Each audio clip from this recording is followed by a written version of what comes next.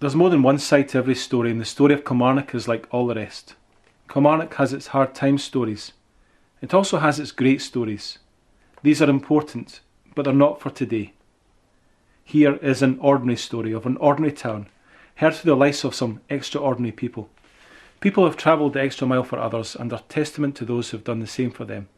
People who know Kilmarnock as a place where they are proud to work and call their home. This is the story of our town, told by our people, the story of one ordinary day in Kilmarnock.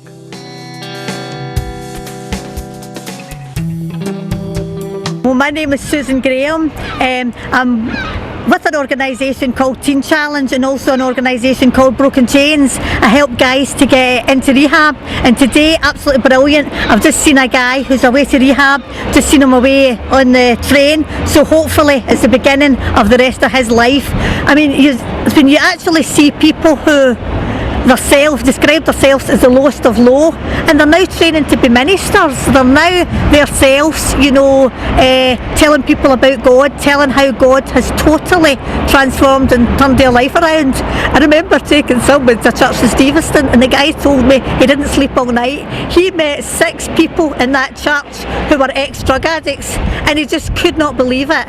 People who he would have not wanted to meet in a dark night, and there they were in a church praising God, totally transformed lives. At the moment I've got 7 guys who have went to rehab who are drug free today, and it's absolutely fantastic.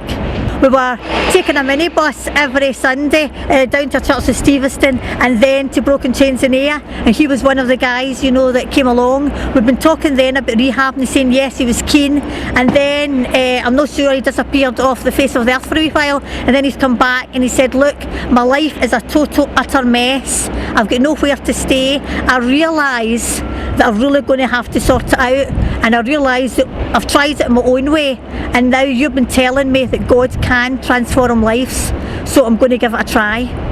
So I'm really excited. And Sunday, 2 people from Broken Chains prayed for him, and he actually said he felt the power of God. When they touched his shoulders, he actually, felt the power of God go down him. I actually had one of the staff in a homeless hostel who's not a Christian said to me, he said, the only people that I know that are heroin addicts that have got off of drugs are ones that have become born again Christians. And I thought that's absolutely fantastic. And I actually don't know anyone who has been a heroin addict that today is completely drug free, that hasn't given their lives to God.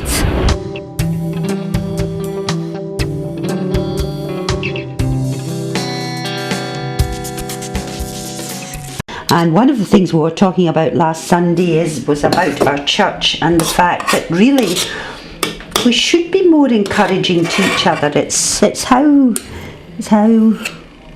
God meant us to be. We should be seeing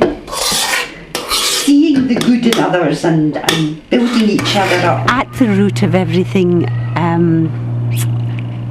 is my faith, and I hope people know and see that I love God, and everything I do, including the making of the meringues and is for Him. And I am really, really lucky that I have so many friends, not in the church as my church building, but in the much wider church.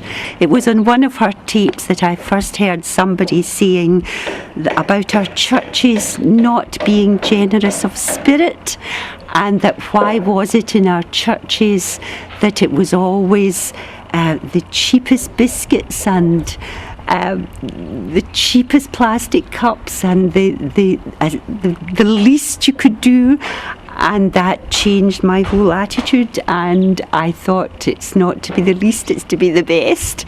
So that's my aim, to be the best. I'm lucky to be in amongst other church friends a lot of my time, with children's clubs, with a lovely Monday morning group that I go to at a friend's house, which is a Bible study group and a prayer group, and has been an absolute revelation to me.